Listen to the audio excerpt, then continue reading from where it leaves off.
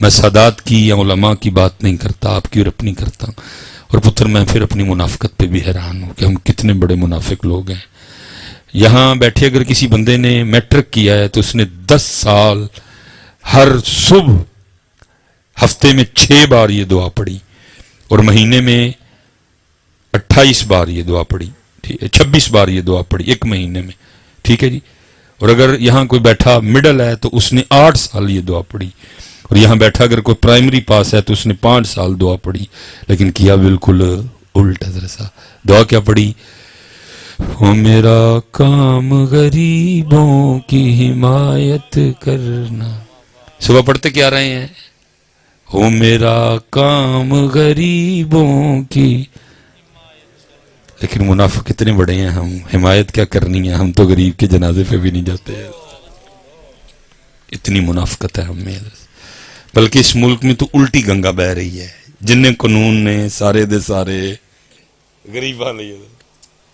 امیر آدمی اپنی land Cruiser کے نیچے 7 بندے دے کے کچل دے حضرت، ڈاکٹر سرٹیفکیٹ بنا دیتا ہے کہ یہ پاگل ہے حضرت، اور ہماری عدالتیں، ہمارے جج اس کو باہر بھیج دیتے ہیں حضرت۔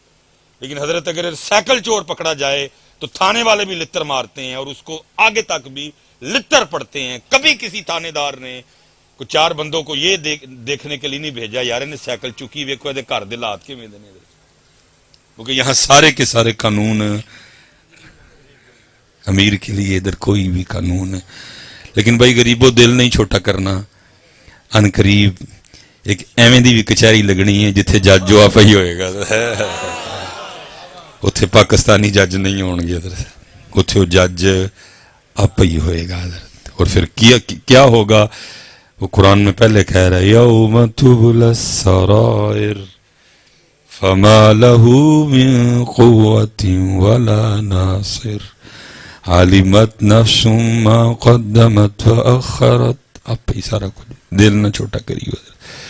ٹھیک ہے ادھر میری قوم نے پڑھایا تو یہ ہے کہ ہو میرا کام غریبوں کی، لیکن کیتی مرمت ہی ہے شاہ صاحب کی، بالکل صحیح بات ہے۔ بلکہ میں تو کہنا کہ مرمت ہی کرو سویر دے ٹائم بھی، اے حمایت کڈو انہوں ہی پڑھاؤ، ہو میرا کام غریبوں کی مرمت کرنا۔ اب بھائی جو کرن دے ہو کم از کم ہو تے کہو نا یار، پتہ لگ جائے جو اسی ہیں مرمت ہی مرمت ہی ہے۔ بالکل الٹ حضرت ادھر گنگا بہ رہی ہے حضرت۔ لیکن بات پھر وہی ہے کہ قصور حضرت ساڈا پھر اپنا ہی ہے، قصور ساڈا اپنا ہی ہے۔ اس لیے پتر اب ہمت کرو اور اب اٹھو، اور بڑا ہم نے وقت ضائع کر دیا حضرت، اب وقت ضائع کرنے کے لیے ہے ہی نہیں آپ کے پاس پتر۔ کب تک حضرت یہ سارے سلسلے چلیں گے؟ اٹھو پتر اور ہمت کرو حضرت صاحب جی۔ لیکن میں ایک بات کر کے اگلی بات کروں گا اور بات کو ختم کروں گا۔ پتر میں نے جب بھی تاریخ اٹھائی، جب بھی صحابہ علیہم الرضوان یا اپنے بڑوں کو پڑھا پتر، وہ پڑھتے تو نہیں تھے کہ ہو میرا کام غریبوں کی حمایت کرنا، لیکن کرتے دب کے تھے، پڑھتے وہ نہیں تھے۔ یہ لکھا ہے جب جناب سیدنا صدیق اکبر رضی اللہ تعالیٰ عنہ خلیفہ بنے تو سب سے پہلا کیس جو آپ کی بارگاہ میں آیا وہ یہ تھا کہ ایک چھوٹی سی بچی آئی اور اس نے آ کے رونا شروع کر دیا۔ جناب سیدنا صدیق اکبر رضی اللہ تعالیٰ عنہ نے اس بچی سے پوچھا کہ کیوں رو رہی ہے؟ عرض کرتی ہے خلیفہ رسول اس لیے رو رہی ہوں کہ اللہ کے رسول کا وصال ہو گیا۔ آپ نے فرمایا اگر تیرے رونے کی وجہ اللہ کے رسول کا وصال ہے تو پھر تجھے کیا بتاؤں کہ ابو بکر کے دل کا کیا حال ہے۔ ایسا وہ کہتی نہیں ایک وجہ اور بھی ہے۔ آپ نے فرمایا وہ بتا۔ عرض کرتی ہے خلیفہ رسول میں یتیم ہوں، ماں نہیں ہے، کوئی بھائی نہیں ہے، کوئی بہن نہیں ہے، گھر میں صرف ایک بوڑھی دادی ہے، وہ بھی نابینا ہے، کمزور ہے، چل نہیں سکتی، اور ہمارے پاس نا کچھ بکریاں ہیں جن کا دودھ نکال کے بازار میں بیچ کے ہم اپنے گھر کا نظام چلاتے ہیں۔ تو آپ نے فرمایا رو کیوں رہی ہے؟ انہوں نے کہا رو اس لیے رہی ہوں کہ میرے ہاتھ چھوٹے چھوٹے ہیں اور ان چھوٹے چھوٹے ہاتھوں سے بکریوں کا دودھ نکل سکتا نہیں ہے، دادی نابینا ہے، کمزور ہے، وہ بھی دودھ نکال سکتی نہیں ہے۔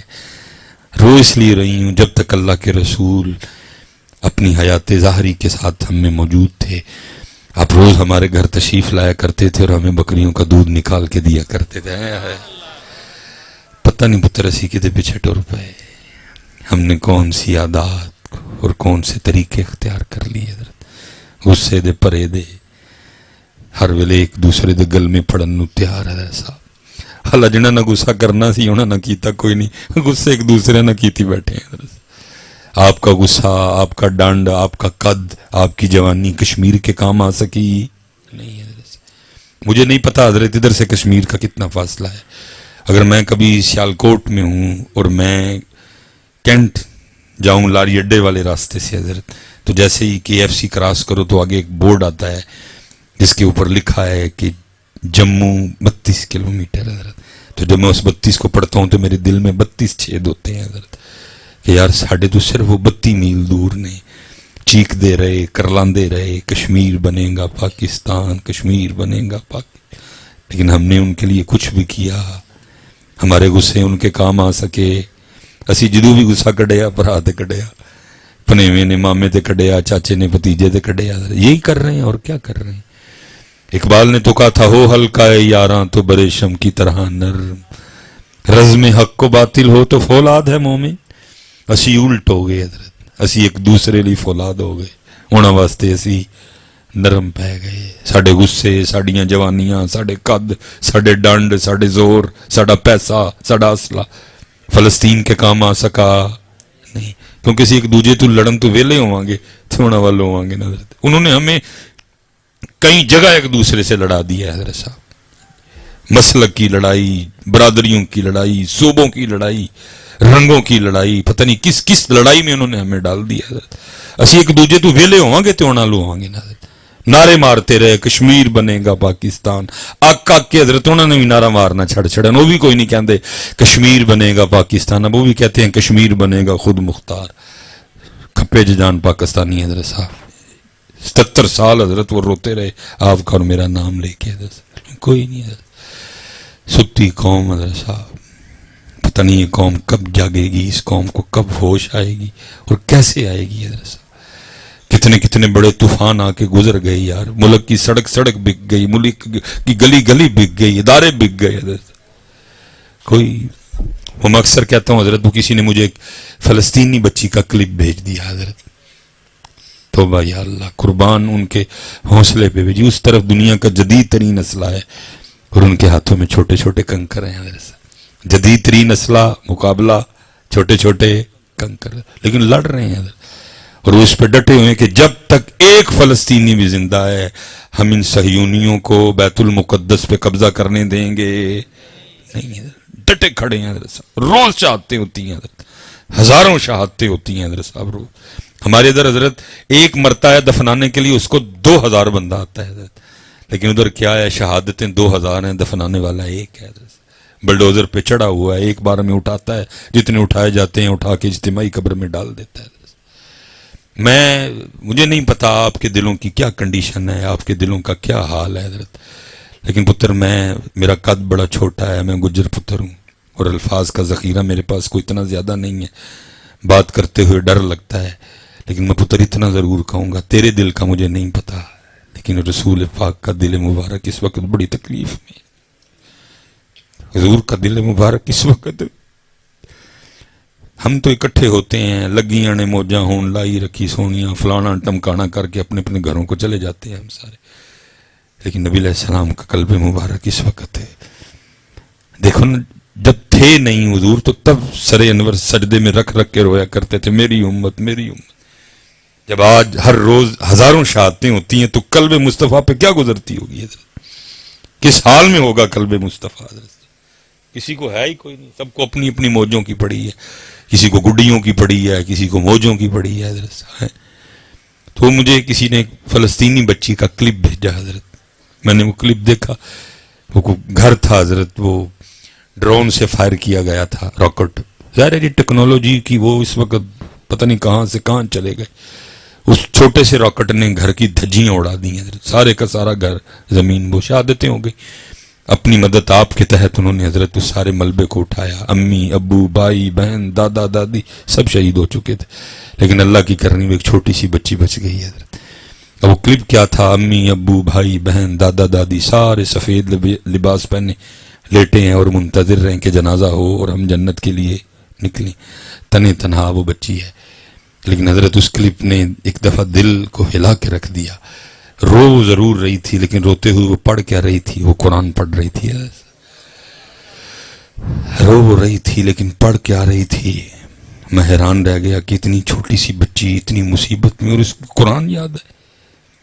اس حالت میں تو یہاں بڑوں کو قرآن کوئی نہیں یاد ہوتا کوئی بھی. اور پھر دوسری بات یہ تھی کہ بچی کو اتنا بھی پتا تھا کہ اس موقع پہ قرآن پڑھنا کدھر سے ہے.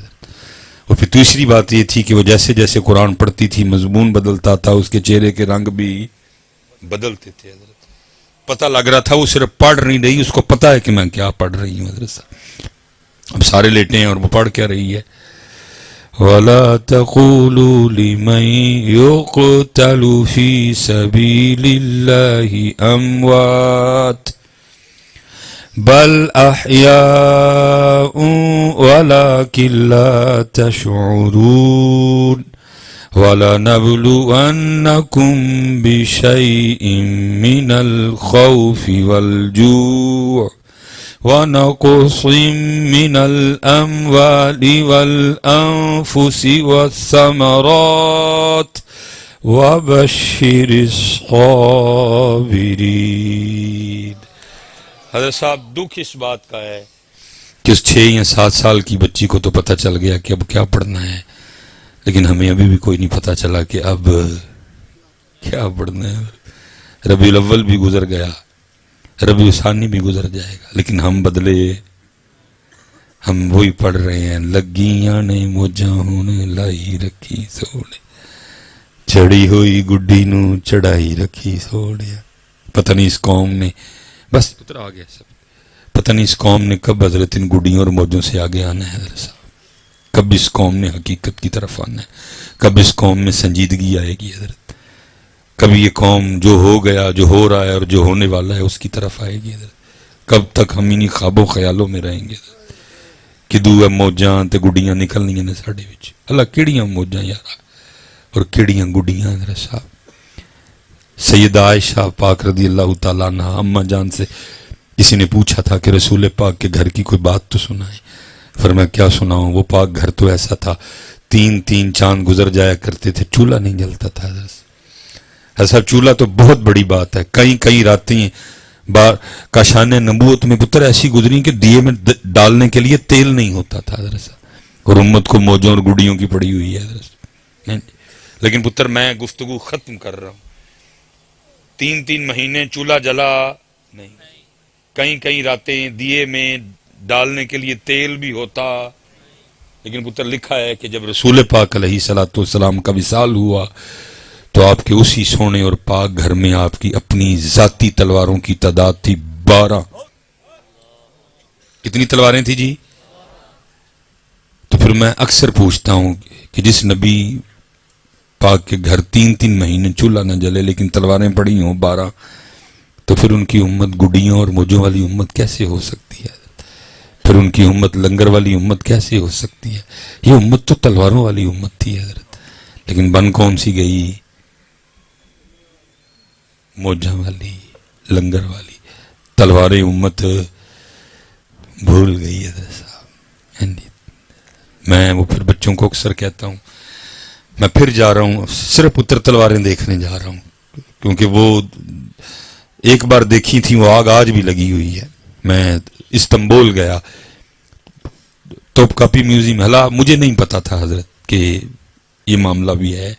میں تو ویسے وہ تبرکات دیکھنے کے لیے گیا تھا جو نبی علیہ الصلوۃ والسلام سے منسوب ہیں، کیونکہ پتر ادھر تو ایسے معاملے ہیں کہ چپ رہنے میں بھی ڈر آتا ہے اور بولنے میں بھی ڈر آتا ہے. حضرت کتابوں میں جو ہم نے پڑھے ہیں نبی پاک علیہ السلام کے مبارک استعمال میں جو نالین رہے ہیں وہ 3 سے 4 ہیں. پتر اتنے ادھے پاکستان دے کول نالین پے نہیں. حضرت صاحب چپ رہیے تاں بھی خوف آندا ہے، کل کی جواب دینا ہے، بولیے تو بھائی تاڈے کو ڈر آندا ہے، جائیے تو جائیے کتنے. حضرت ہم تو حیران ہیں حضرت 3 مہینے چولہا نہیں گھر میں جلا کوئی، کسی کو 200 ڈوئیاں نہیں، کسی کو 300 پتینیاں نہیں. حضرت ہم تو حیران ہیں حضرت صاحب ہو کیا رہا ہے. لیکن کیونکہ پتر ہم گرنے سے بھی آگے گر چکے ہیں. حضرت صاحب ہم نے کسی کو نہیں بخشا. حضرت صاحب لاہور میں باقاعدہ فیکٹری پکڑی گئی جہاں جعلی غلاف کعبہ بنایا جاتا تھا. حضرت صاحب ہم گرنے سے بھی آگے گر چکے ہیں. جو میں نے کہا ہے نا کہ ساڑیاں 8-8 کلو دے رہی، میں حیران ہوں کہ 8-8 بھی کیوں دین رہی دین. اللہ بنتا یہ بھی نہیں، سوکھ جانا چاہیے ان کو حضرت. ہم وہ تماشے کر چکے ہیں حضرت جو ہم دیکھتے ہیں. یہ میری پگ ہے، یہ کم از کم حضرت کو 4 مہینے سے میرے استعمال میں ہے. میں ایک پروگرام پہ گیا، میں تقریر کر کے اجازت لینے لگا. انہوں نے کہا جی رسول پاک علیہ الصلوۃ والسلام کے مبارک بستر کی زیارت کروائی جائے گی، اگر آپ ذرا پکڑ کے کروا دیں. تو میں نے کہا جی اس سے بڑی میرے لیے کیا سعادت ہوگی، گجر پتراں حضور دا بستر مبارک پڑھن دا موقع مل جائے. وہ جب لے کے آئے تو حضرت وہ ایک شیشے کے ڈبے میں تھا. اللہ کو جان دینی ہے پتر، 4 یا 5 اینک مہینے میں پگ بندے ہو گئے نے. وہ بستر مبارک میری پگ نال ہوئی نواں سی حضرت. ٹھیک ہے جب حضور کی بات آئے پتر ہم انے ہیں، لیکن ہم ایسے انے بھی کوئی نہیں ہے. میں نے اسی وقت حضرت ان کو پکڑایا اور میں نیچے آ گئے. یار 1400 سال پرانا بستر ہے، کچھ تو 1400 سال کے اثرات ظاہر ہو نا اس پہ. کیا کر رہے ہو تمہیں کوئی شرم آیا ہی نہیں ہے کوئی بھی. اب تو خوف آتا ہے بولتے ہوئے بھی اور چپ رہتے ہوئے بھی. صرف 3 سے 4 نالین مبارک کتابوں میں لکھے ہیں جو آپ کے استعمال مبارک میں رہے گا، لیکن ایتھے جنوں ویکو او دے کول ہی. یہاں تک کہ لاہور میں گلشن راوی میں ہمارے ایک شاہ صاحب ہیں، مجھے اس وقت ان کا نام نہیں زبان پہ آ رہا. انہوں نے شاہ جی باقاعدہ لیب بنوائی ہے حضرت. آپ کے پاس کوئی بھی تبرک ہے، آپ آ کے شاہ صاحب سے اپنا تبرک ٹیسٹ کروا سکتے ہیں. شاہ صاحب ٹیسٹ کے ذریعے آپ کو بتائیں گے کہ یہ بال کتنے سال پرانا ہے. وہ ٹیسٹ کر کے آپ کو بتائیں گے کہ یہ کپڑا کتنے سال پرانا ہے. وہ باقاعدہ آپ کو ٹیسٹ کر کے بتائیں گے کہ یہ جو لیدر ہے یہ کتنے سال پرانا ہے. وہ آپ کو باقاعدہ ٹیسٹ کر کے بتائیں گے یہ جو آپ کے پاس ڈوئیاں ہیں 300 یہ کتنے سال پرانی ڈوئی. اتنے حالات خراب ہو چکے ہیں. یہ تو جو میں کہہ رہا ہوں 8 کلو دے رہی ہیں، ہم نے وہ حرکتیں کی ہیں لالچ میں آ کے پیسے کے لیے. میں ایک بندے کے پاس گیا، اس کے پاس بھی کوئی تبرک تھا اور وہ مجھے کہنے لگا کہ جی یہ میں نے فلاں بندے سے اتنے لاکھ میں خریدا ہے. میں کہا یار بڑی حیرانگی والی گل ہے جنہیں تینوں ویچ چھڑے ہے. اس کا کیسے دل مان گیا بیچنے کو؟ وہ کہنا کہ نہیں وہ حالات خراب سن. میں کہا میں پھر بھی نہیں مانتا. اگر اس کے حالات خراب تھے اور واقعی یہ رسول پاک کا تبرک تھا تو ہاتھ میں رکھ کے اس تبرک کے وسیلے سے رب سے جہانوں کی بادشاہی مانگتا، اللہ نے وہ بھی دے دینی تھی. اس کا کیسے دل مان گیا حضور سے منسوب ایک چیز کو لاکھوں میں بیچنے کو؟ اس سے پتہ لگ رہا ہے ہم نے کیا تماشے لگا رکھے ہیں. لیکن معاملہ اتنا حساس ہے، کون بول رہے پتہ سب کو ہے حضرت صاحب، لیکن بولتا کیڑا بلدی چ باندھ ہوئے حضرت صاحب. لیکن پتر یاد رکھنا آج کی خاموشی کل مروا دے گی تمہیں. کل کہیں یہ نہ ہو کہ جب رسول پاک کی بارگاہ میں حاضری کا وقت آئے اور سلیمان مصباحی فرشتوں کو کہے جا کے ذرا عرض کرو سلیمان آیا، اور حضور فرمائے ہم نے نہیں اس سے ملنا کوئی. اس کو کہے پتہ سب کو ہے حضرت یہ کیا چل رہا ہے حضرت، لیکن چپ ہیں سارے. کیڑا ویلنے چ باندھ ہوئے حضرت صاحب. لیکن حضرت صاحب تماشا لگا ہوا ہے، غلاف کعبہ اور پتہ نہیں کیا کیا چل رہا ہے حضرت صاحب. یہاں کیا کیا معاملے ہیں. تو کیونکہ پتر وہاں جو ہیں ان کے پاس باقاعدہ سندیں ہیں اس کی جو انہوں نے ادھر تبرک رکھے ہوئے ہیں. دل تھا چل دلا دیکھ کے آئیے. نبی علیہ السلام کا مبارک پیالہ دیکھا، نبی علیہ السلام کا نلین مبارک دیکھا. تو مجھے تو پتہ ہی نہیں تھا کہ آگے جا کے یہ والا رنگ بھی ہے. جب ہم نے آخر اینڈ کیا تو پھر زیارت کی میں نے صحابہ علیہم الرضوان کی تلواروں کی. ایسا میں آپ کو بتا نہیں سکتا وہ کیا کیفیت تھی جب میں نے ان تلواروں کو دیکھا. کیا کیا ان تلواروں میں روشنیاں تھیں، کیا کیا ان تلواروں میں طلسم تھا حضرت. کتنے کتنے دل کے دریچے کھل گئے، کیا کیا موضوع عطا ہوئے وہاں حضرت صاحب. میں نے فوراً سے اپنی جیب سے موبائل نکالا اور ان تلواروں کی تصویر کھینچنا چاہیے، لیکن دل نہیں مانا. مولوی سلیمان تو کڑک کریں گا، تصویر گیلری میں جائے گی. اور دیکھ تو صحیح گیلری میں کیا کیا تصویریں ہیں، بچوں کی تصویریں ہیں، بچوں کی امی کی بھی ہیں، تو ان میں صحابہ کی تلواریں بھی. دل نہیں مانا حضرت. میں نے موبائل واپس رکھ دیا. پھر اس میں تصویر کھینچنے کی کوشش کی، لیکن کیونکہ یہ ٹھیک نہیں ہے اس لیے صحیح طریقے سے تصویر کھینچ سکا نہیں. لیکن پھر بھی پتر جہاں تک مجھے یاد پڑتا ہے ان تلواروں میں ایک تلوار تھی حضرت جعفر طیار رضی اللہ تعالیٰ عنہ کی تلوار ہے. پھر حضرت ان تلواروں میں ایک تلوار تھی جناب سعد بن نبی وقاص رضی اللہ تعالیٰ عنہ. پھر ان تلواروں میں ایک تلوار تھی جناب ابو عبیدہ بن جراح رضی اللہ تعالیٰ عنہ. اور پھر ان تلواروں میں ایک تلوار تھی جناب سیدنا صدیق اکبر کی تلوار. اور پھر ان تلواروں میں ایک تلوار تھی جناب سیدنا عمر فاروق رضی اللہ تعالیٰ عنہ. اور پھر ان تلواروں میں ایک تلوار تھی جناب سیدنا عثمان غنی رضی اللہ تعالیٰ عنہ. اور پھر حضرت صاحب باری آئی تلوار کی میرے مولا مشکل کشا اور پتر بڑی ڈنڈیاں لگی ہیں. ہم نے حضرت علی پاک آپ کو اس انداز سے بتائے کہ آپ سمجھی بیٹھے ہو کہ شاید حضرت علی ملنگاں دئی نے.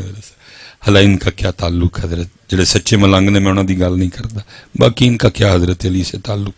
تاریخ کہتی ہے علی اس اللہ اور اللہ کے رسول کے شیر کا نام ہے.